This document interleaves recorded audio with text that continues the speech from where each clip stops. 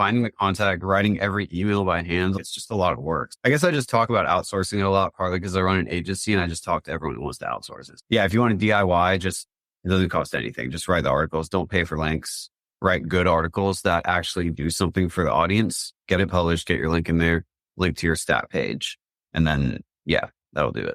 Welcome to the third season of the Simple and Smart SEO Show, the podcast dedicated to empathy-driven, brand-building SEO. I'm your host, Crystal Waddell. I leverage my obsession with user experience to help business owners just like you optimize your website with confidence. Thank you so much for being here. Let's jump into another great episode. Welcome back to the Simple and Smart SEO Show podcast. I'm your host, Crystal Waddell, and today I'm here with one of my new friends, Nick Rubright. And we met on LinkedIn, just having chats about SEO and link building. And so Nick kindly came on the show to share some link building and PR strategies that even solo business owners can try to execute. So welcome to the podcast, Nick. It's so nice to have you here. Thanks. I'm excited to have the discussion. Yeah. Tell us a little bit about who you are and your journey in SEO. Like, how did you even become a part of the SEO community? Oh man, I've been doing SEO for 10 years. And I started when I was in college. I built like a music streaming app. And I went to the record companies and they wanted $1 million for licenses. So I was like, okay, I don't have $1 million. Then I started like DMing musicians on Facebook. And I was like, man, this takes forever. What if there's a way to get them? I wonder if they're Googling something. And then I was like, how do I get at the top of Google? So I just figured it out. I built a blog and I did SEO, grew it to 35,000 monthly visitors. I eventually had to shut down the app, but I had this traffic and then I was trying to figure out how to monetize it. So I did affiliate marketing and I built some affiliate posts. I did some email marketing. I injected affiliate links into my content that was doing well and stuff. And I got $2,000 a month in money for me, which is a lot for my affiliates like Amazon, where I was only making 3%. They were making like 50 grand a month off my traffic.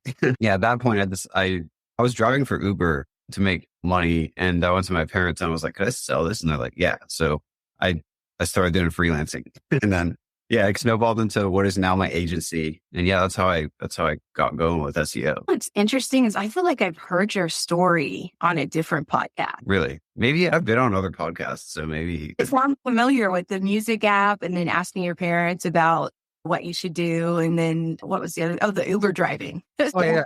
Maybe that's just how people have in common as they're building apps and their businesses, but it's funny. I feel like I've heard those three elements before. Yeah, I've been on other podcasts and ClickUp did a story about it and Mailshake did a story about it. I don't know, maybe I've mentioned it before, but I think there's SEO professionals that have worked inside of companies. And then there's people like me who figured out, and I think it's sold differently by each party, right? People inside big companies do SEO a lot differently, I think, than people like me who figured it out. To us, it's more like science, and to them, it's more like math. Yeah, for sure. It's like forming a hypothesis and saying, okay, does it work? Does it not? What can you adjust to make it work? Yeah. How do I do it? It's like from nothing. I don't know. You just figure it out. And we need this many links or pages or whatever, because their boss is like looking for some KPI. I don't know. I guess it's just versus small. Yeah. When you are in it and it's your business and every minute, every dollar counts, I think you can get to the heart of what really matters for your business faster than someone who does have a checklist of things to meet. Yeah. Because look, sometimes you just have to make the priority of what is actually going to move the needle. There's all the things that would be great to do. It's what do we actually need to do to make money? I think big clients just don't realize that they need, like, I like to treat the big clients and the small clients the same. Like, we got to be efficient with the dollar. It's like a responsibility as a marketer to be efficient with your dollars, because people get jobs off of our work or keep their jobs off of our work because we're supposed to acquire new customers for the business. So we offset churn. So we have to do our jobs so people can keep their jobs. We have to be efficient with the dollar. So I think it's important to think entrepreneurially in a marketing role, just in any marketing role, right? Telling your managers off when they're asking for too much is an important part of that. Yeah. But again, if they want to keep their jobs, I don't know. So that's a balance. It's a balance. What's the name of your agency? Rainco Media. Rainco Media. Okay. Awesome. So you told me, like, in our discussions back and forth, you said that PR is such a huge part of SEO and that links from PR work way faster. Can you explain that a little bit? Yeah, so I don't know why, but I know that when I get links from like a PR story, it inflates domain authority and rankings much faster. And what I think is happening I don't know because we don't know how Google works, but it seems like the websites on Google News are indexed faster because Google needs that information like now from news sites, right? A newer website or like a blog or something, you can publish content. It might take a week to get indexed, but Google can see some information that's newsworthy live. I don't know how they do this because I experimented with that. I published a story, like Fall Out Boy's Twitter got hacked like years ago. And I published a story about it on my blog and it instantly went to Google News and got to the top. And I'm like, how the heck how'd they find this so fast? I still don't know, but there's something about like newsworthy content that I think gets indexed faster. And I think that's where they start. Then they follow the links out from that. Because news stories reference things like data and statistics that are available on many websites that are built by subject matter experts. Like if you're researching this stuff and you're putting out data, you're probably a subject matter expert. And those are the websites Google wants to find. So I don't know. I think it works that way, but I've just noticed if I get PR stories going out, I get links faster, they get indexed faster, stuff happens faster. It's just that to get them, it's this like really iterative process in getting the story right. So while the links happen faster, it's okay. It still takes time to get the story right. Like probably 3 stories, 3 tries. And the tries are expensive because you got to do a ton of research. You don't have to build content on your website, but I like to because the outcome is better. I was just thinking, number one, I agree with you. I think because news is so timely, they probably have something in place to make sure that goes out first. So I totally agree with you on that. And then I heard something about the faster way to get your content indexed is to tweet it next is Twitter more efficiently or whatever. So hearing you say that just reinforces like something I heard somewhere to be true. So that's probably true. They probably take it if it's being shared on social media a lot. They probably go, okay, we got to put this in. I'd imagine because it's 15% of searches every single day have never been searched before. Mm-hmm. So they have those pages. So like, where are they finding them? You know what I mean? That's like the news element of this, I think. A lot of those keywords are probably newsworthy keywords and they're like trying to find it on things like social media. That's where they go probably deep crawling, I would say. Like they crawl the internet for, okay, we got to find that one piece of content that says this and that might be true. I don't know. They're freaking crazy. The smartest people in the world work there. I don't know. I mean, that's definitely above my pay grade. In terms of the fastest working PR, you mentioned that podcasts are probably the best. Can you explain that? Yeah, I think podcasts are the most like inexpensive type of campaign to run because you don't have to build content on your website. And it's a bit predictable. You just have to get your pitch right and then you participate. You don't have to build a whole blog post and pitch that out for links and then fail on content. And good content's expensive to build, but it has to be good if you're going to win. So it's like one of those things where you just have to spend a lot of money to try. It's just like music. I've played in bands and stuff and I've put out music. I know it's the same thing. Like you have to make a really good song. But if you're pitching bad content, then it's not gonna land. How do you get the pitch right? I think that's the secret sauce, right? What does that even mean? Yeah. So it's really aligning with I call it content intent. Like why are they putting out content? Like getting to the root of that. So looking at their previous work, like listening to their prior podcasts. What are they giving their audience that their audience is coming to them for? And then you got to build something like that. So build something that helps them continue with their narrative. Find a way to help them so they can help you. Exactly. You're just giving them some more of their narrative, right? I'm pretty good at this link building stuff. So I'm pitching podcasts about that. I know some deep cut link building knowledge that I could take as a subject matter expert and go, hey, we can do a story on this and you probably can't get it elsewhere. So I have that going for me. But if you don't have a lot going for you, if the purpose is links, you can find a hook based on your personal experiences. Like, why'd you start the business? And then what'd you learn doing that thing that you can teach?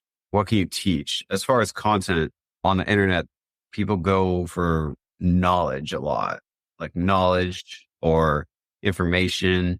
Especially in B2B, they're trying to learn because everyone, like in marketing, everyone's pretty much a scammer. You know what I mean? You get all those DMs on LinkedIn with those DR 20 or 50 links or whatever. I'm trying to sell link building in that. So you can't even imagine like how it is for me. I'm like, I have to get this perfect copy to get any responses. But I don't know, being in that, I've learned that it's like, man, if I showcase myself as an expert through education, then they can find me. Yeah. So that was one thing I liked about what you did, because you're talking about public relations as a method of getting links versus just buying links and link building services. Because ever since I come into the world of SEO, like the one thing that I have constantly heard is this negative narrative around link building, like buying links. And I'm like, wow, that's just so brave to be in the link building business if you're doing it right, because it's just got such a negative connotation. But yeah, it does. Because I've been pitching content lately. I'll sell links later. Because content's easy. I'm like, okay, I'm a good writer. I have some good samples. I can sell off that. They don't think I'm a scammer. And then when I have the client, I'm like, okay, you need links. And they're like, and I'm like, oh no, you trust me though. Hold on. So I can have the discussion later on now. And I'm trying that approach. And yeah, and cold DMing works just for, I don't know if there's any freelancers or anything listening. If you can do cold DMs, it can work. I just closed Spotify's business spinoff from a cold DM on LinkedIn. I just DM'd the CMO and she thought I was a link spammer. Like, oh, one of these link guys. And she came back, look, I get a lot of these. I'm not interested. And I'm like, yeah, and I don't remember how I got her, but yeah, just, I don't know. It works. Stay persistent. Yeah. And just being honest and like real with them, aligning. It's all about aligning, like with PR, with sales, with any kind of outreach. It's about aligning with their goal. And if you're offering a service, that's what you're doing anyway. So I'm aligning with their goal of growing their business on some level. And if they're like looking for that, she's like, well, I am looking for content. I'm like, okay, cool. Then it's just about answering the questions. Okay, what's the price? Oh, it's whatever it is.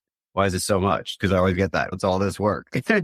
Yeah. So I think we're talking about how to get the pitch right. And there's this framework I follow called ADA: awareness, interest, desire, action. And I write my pitches off of that. So the awareness is like, get the subject line, get your first sentence really personalized on that message. In my agency, we built an AI to personalize emails. I learned off of 10 years of my emailing history because I've been doing cold email for 10 years. A lot of people don't have that. But so what you do is with that first sentence, you got to just read their content, something they published, understand their need and connect with that. And it doesn't have to be like a whole freaking paragraph. It can be like, I loved your article about this. Really like your point about blah, blah, blah. And they just move on. It just has to be something to show that you're like a real person. And then you can pretty much templatize the rest, right? As long as it aligns, as long as the pitch is good, right? Yeah. And if you understand what they're looking for, you just give them the information and make it fit on one screen. Make the email short. It's got to fit on a phone, like the whole thing, like start to finish on an iPhone screen, like no scrolling. Then you got good copy. Yeah. You're making me think of like the pitches that I receive from people. And it's funny, like for anyone listening that wants to pitch the podcast or pitch any other podcast, what catches my eye is when someone mentions the name of the show in the first sentence. Because I'm like, oh, they're actually talking to me. This isn't just mass generated. And maybe it was just insert a field, but it still gets my attention. And then the ones that really turn me off are the ones that are more, this is this person and this is why they would be good for your show. Because it just starts off that icky, this is why they're so great and you should promote them. It would be better if they're like, hey, I just listened to this episode that you interviewed Nick. I love what you guys talked about digital PR. I tried that and I learned a lot. And then they went into, I think I can add value and do the next episode because I can talk about like my case study that I just ran off of what Nick said. What do you think? Yeah, exactly. Make it align and make it, like you said, benefit the other person as well. Just one more thing, just try because you get it perfect. They'll come back and say, no, not interested. But then you can say, oh, what do you need? They engaged back. You have a chance. Yeah, very true. Okay. So you mentioned that you have some things going for you that other people don't have. And when I hear you say that, it makes me think of relationships with media people. And so I just wondered, is that something that you have going for you? And do you have any tips on how to build relationships with people in the media that you can continually go back to share data or stories? Yeah. So I thought about this a lot when I was younger. And to be honest, you don't need relationships to be successful in PR. You just need a good story. Like cold works, cold email works. You'll probably get a 3 to 5% win rate if you have a good story. That surprised, honestly. That surprised me too. When I really like dove into the research of this and I talked to other people doing it, like even other PR people, they're like, yeah, I mean, I have relationships, but if they don't like the story, they're not going to publish it. It's the same thing, right? And if 100% of the people you email, you have a relationship with, yeah, you'll get a higher win rate, but you don't need it to be successful, right? You can be successful at 3 to 5% win rate with good targeting. And then after you get a win, then there's a relationship because you just helped them because you gave them a good story. There you go. You have a relationship. So just start with cold outreach and then it snowballs over time into a lot of contacts, but you can't pitch them a bad story. You got to pitch them something that's meaningful to their audience. And that's how you get the relationship because they're getting so many bad pitches all the time. You get the relationship by giving good pitches. And then they go, okay, this is like a legit, he's listening and cares about my, So then you get the relationship that way, even in a cold pitch. And then you just go back to them and then they know you and they say yes, because it's an easy yes. You got through the trust barrier. That's how it helps. But that it's just an advantage.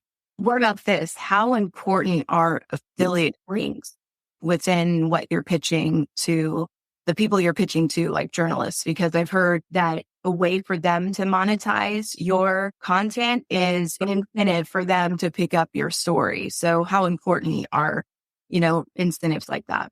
It depends on them. If you research the content and see they're adding links, then yeah, it's a powerful incentive. I mean, seeing how they monetize the website is huge. If I'm pitching guest posts, I can pitch, software companies and say, hey, I can write about this feature and how it benefits your audience. They're going to love that because that's a sales piece to them, but it's a link for me because I get a guest post published. So I don't know. In general, guest posting in B2B is much easier because like we talked about B2B, they use a lot of knowledge sharing to sell. So it's easy to get guest content on these websites of like B2B software companies and stuff. So if you ever need a hack for links, there you go. Do B2B outreach somehow in your industry. Yeah, for sure. I was thinking that. I was like, dang, that's smart. And I'm making mental note of it. Yeah, do it. Yeah. Because if you're in like cannabis or something, right? It's the hack there. What's a cannabis software company or something? Like who sells B2B here? Because they want educational content to sell with. So you can sell the benefit of your content. That's the hardest industry I've worked in. And that's the hack I figured out, right? Go B2B somehow with those. And as an emerging industry too, that's probably a huge wide open blue ocean in terms of creating content. Yeah, exactly. And yeah, definitely. Okay.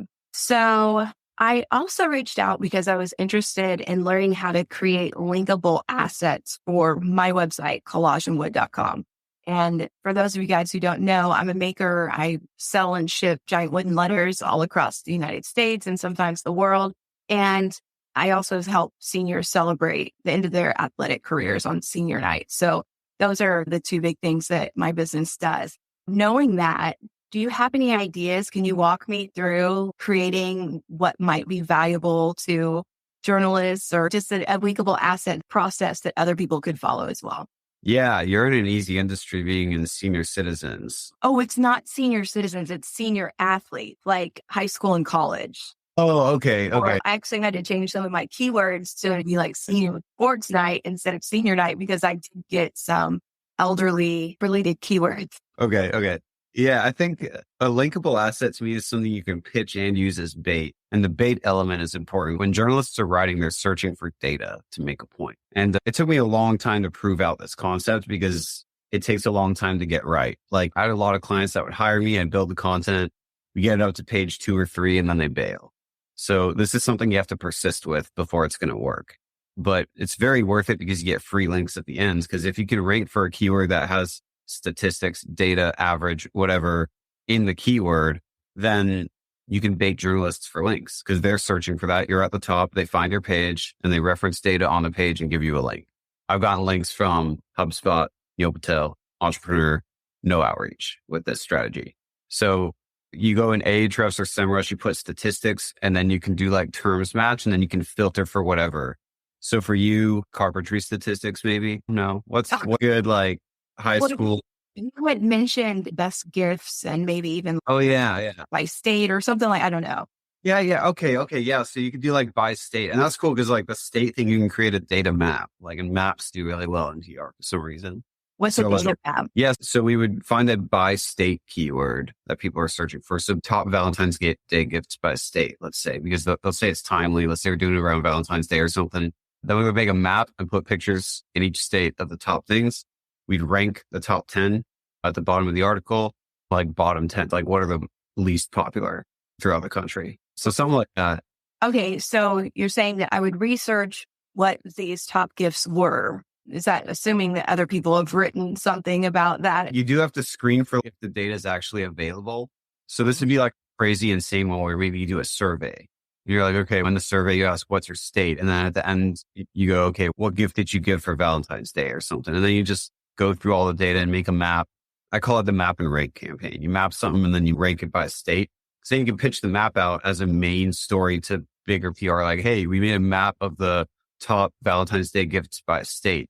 and national outlets will want to publish that. I don't know if maps do well. There's whole Instagram pages with just like maps. So maps are awesome. But, and then you pitch the ranking to local outlets like, hey, you ranked number one for this, or like your whatever story you can get there with the ranking element of the data. And then you have this longevity to your pitching, right? You can do the national story and then all these local stories, and you have a lot of outlets that you can pitch it to. So that's one. Okay, go ahead. You have another one?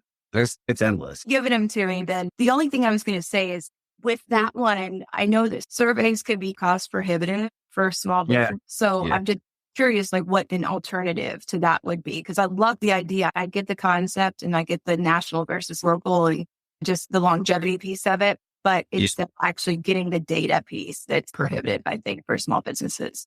Yeah. So what you can do if it's like cost prohibitive is it's always like the content is such the expensive part, especially with designing the graphics or whatever. Another one we do is like a trend report where we round up, and you could probably get the graphics cheap if you want to just make it on brands. I don't know. There's a way to do that. For us, the graphics are usually the most expensive part because we have to be on brand and we have to be really specific with it. And we have like different clients to work with and stuff. But we create a trend report. And what that is like, we do deep Google Trends research on, okay, we pick a keyword, what's going on in this industry, how do these Google Trends show different behaviors in this industry? And then how can we present that data as here's 10 things we found, like a 10 trend roundup. And then we pick one of them and pitch it out with a press release. So for our client Avik, for example, they're in networking. We did networking trends and we found Wi-Fi 7 hit $1 billion in sales before it launched. And we're like, whoa, Wi-Fi 7's popping. I just came from going in Google Trends, deep researching, asking questions, going, what's going on? What? Then we just research it like regular. And then, we published the trend report. We got the Wi-Fi 7 story, made a press release, sent it out, and that's how we got our links. But then what happens with the trend reports that's cool is you rank for a keyword, will rank for networking trends. So then later when journalists are searching networking trends, they just find it and we get free links because they're just finding our stuff and referencing it. So then all we have to do is make sure the data stays up to date and it stays at the top of Google, and we're getting free links then from one content asset. And then you just compound it and do it again and again. So it sounds like words like trends and statistics are the type of words that you're looking for to get those people to find your content and then link to it. Are there any other little magic words? Average. Cost is a big one, and cost is a good one. Cost is hard because that's also a customer one. That's super valuable because you get people going, what's the cost? Like for me, what's the cost of a backlink? The customers might search that, read it, maybe buy. And journalists, when they're writing about backlink acquisition costs or link building costs or whatever. So cost keywords are big, but you need a lot of domain authority and a lot of like power to do that. And doing a PR story around cost is very difficult if you're also trying to monetize the page because they can see through that. But just like any data keyword, maybe case study, because journalists might Google a case study or a blogger might search Google for a case study. But anything data and anything like where you're pouring through a ton of data and finding these little tiny snippets of findings, that's like what you want to get to with a data story. And Brian Dean has a free digital PR course on SEMrush that you can take that talks about a lot of this. The trend report is based on that. It's not exactly in that, but he has 3 different stories that you can run there and try. But at the end of the day, I think something I learned through learning about digital PR is that you're never going to find that silver bullet of knowledge that's just the right answer. No one's going to tell you, here's the story for your business, right? No one can do that. It's an iterative process and you have to just make a story, start pitching, do it, and eventually you'll get it, right? It's the people who don't get it are the ones who give up. It's like that. You're an athlete in this. It's like a race. You got to seriously go at it. You got to keep trying and iterating. And unfortunately, that's true for my clients investing in me doing it as well. I have to iterate. It takes fewer iterations for me than it would for a client. Like maybe it takes me 3 or something to get it right, but it takes a client 5 to 10. Do you want to spend your money or your time? So it's just like that though, but that's marketing. Okay. So you gave us the map example and then you gave us the Google Trends example. Could we round it out with one more top example or idea that you've seen success with in the past? So the easiest way to get links, if you're in an easy industry, you just build a stat roundup, no graphics. You go blah, blah, blah statistics, right? And you just build that and publish it on your website. And then you do guest posting to get links to it. but you get the links with the anchor text that matches the keyword. So for me, I published an article, Google review statistics, and then I just rounded up 10 stats I found on the internet, did the trend report-ish thing. And then in my case, it just ranked. I didn't have to do any link building. So there is a chance that your data asset ranks if no one's written about it before, and then you're good and you don't have to do anything. But if you're doing guest blogging, what I could have done if it ranked like number 4, I could have gotten a Google review statistics anchor text link to it to help push it up a little bit. So you can do just build the data content on your website and do guest blogging for links. And that's like a very predictable way to get the outcome you're looking for as far as active and passive link acquisition, right? But the problem people run into when they do guest blogging is they always try to go cheap with the links, and then the links are bad. You almost want to go more expensive. You want a really good writer. You want the content piece to be epic, because when you're publishing a guest post, one thing is you're building a relationship with that journalist or blogger, and you want the content to be good anyway. But the other thing is if the content's good, the link's more powerful, because Google uses on-page factors to determine the quality of a link.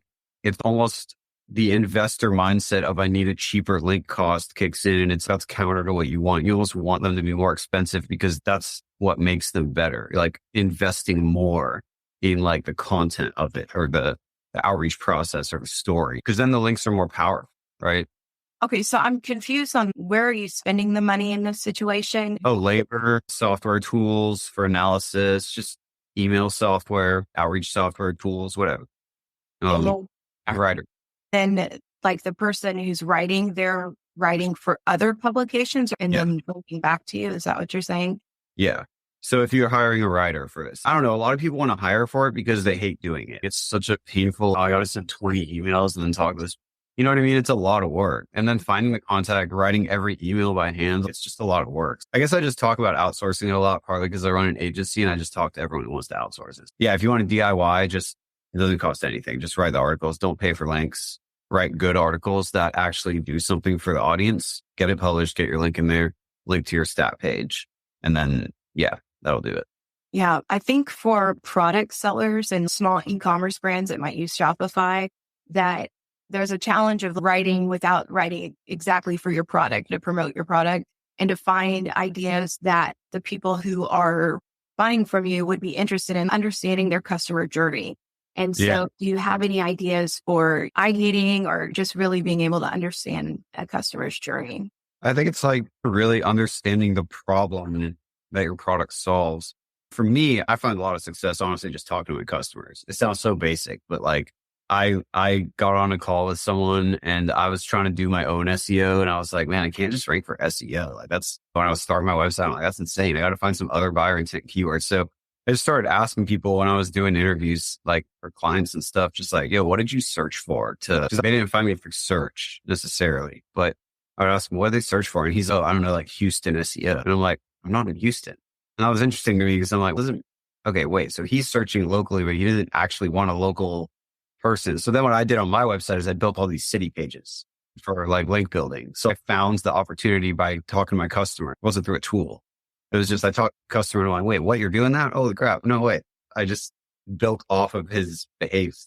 That's okay. So I think this is probably the last question I have because it ties it up in terms of what we can actually control, because what you're just talking about right now is building internal links, right? How powerful are internal links versus getting links from other websites? I've seen a lot of movement just building internal links versus outreach. Yeah, they're really good. If you have other pages on your website that have links. So, and that's where this ties in, right? You build the stat roundup on your website, and then that's a powerful internal linking asset. You link from that to your product pages, and it's going to pass the link authority down to those product pages. So yeah, that's why when I'm building a page on my website, it's only for sales or links, nothing else. If it's for anything else, I do it as a guest post, right? So if it's, man, I have some cool tips that I could share or like some cool ideas of how to increase business profits. Okay, that's a guest post. It's not like a valuable page for my website necessarily. It's just cool information and it can make a cool link. So I'll pitch it out as a guest post. Wow. That's really interesting, but also very smart. Just like being able to separate what is business and what is not, what's going to really drive business outcomes. Yeah. Because a lot of people just try to build a lot of keyword driven content. They're like, oh, it's good for SEO. And I'm like, yeah, if it gets a link, but like, it's not very targeted. So you don't just publish random content with keywords. And the whole clustering thing, I don't agree with the cluster thing up front because like it happens naturally anyway as you build your website. You start to publish more pages, more blog posts, you're going to cluster anyway. But keep your focus on links and sales. The cluster can exist within that only. You don't need to build all these topical pages, and all you're going to get is people that are like top of funnel, not ready to buy. And that could be an offsite piece, like a guest post or something. Yeah, that whole concept of clustering, I ran into it a different way. Part of it was that I was using Surfer SEO. But when I was using Surfer, I saw that I was missing more targeted keywords. And again, since I sell to sports moms and senior athletes, someone who is looking for a basketball senior night gift isn't looking for senior night gift necessarily. They're probably looking for basketball senior night gift. So once I got one aha, then I was like, oh, okay, I need to do it for basketball. I need to do it for softball. I need all of these different product links. I wrote blogs related to that or whatever. And then I ended up with a cluster, obviously, that builds my authority for sports senior night. But yeah, I agree with you that you can get there both ways. But if you are an authority on a certain topic, you're going to end up with a bunch of different articles or pages that support your authority. Yeah. And you're just going to build it. Like another reason to build content on your website is sales. I call it sales enablement.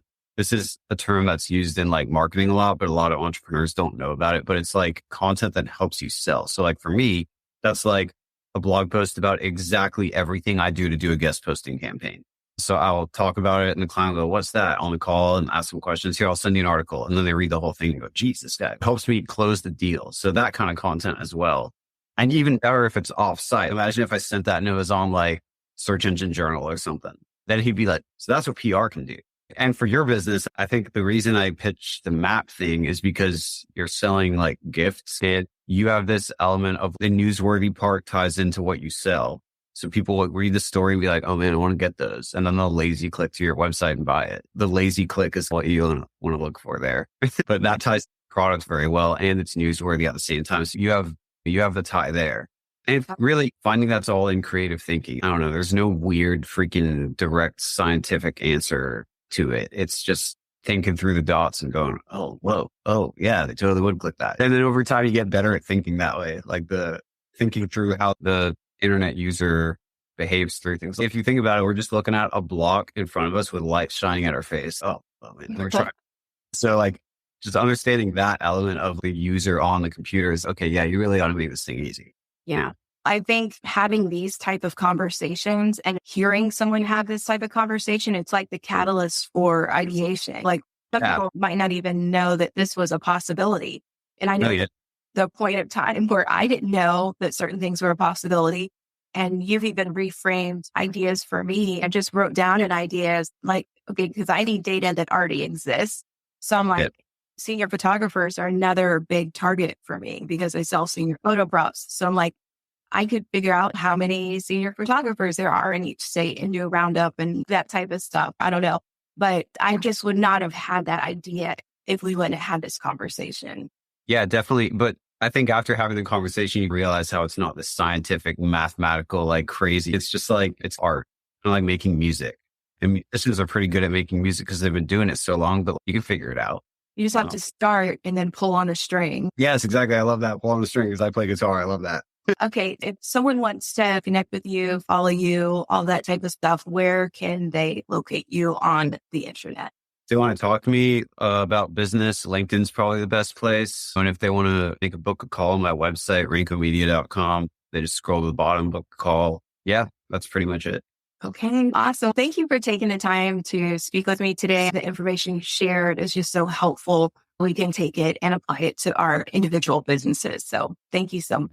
Yeah, I hope it's helpful. That's it. I'll see you next time. Bye. Yeah. Thanks, Crystal.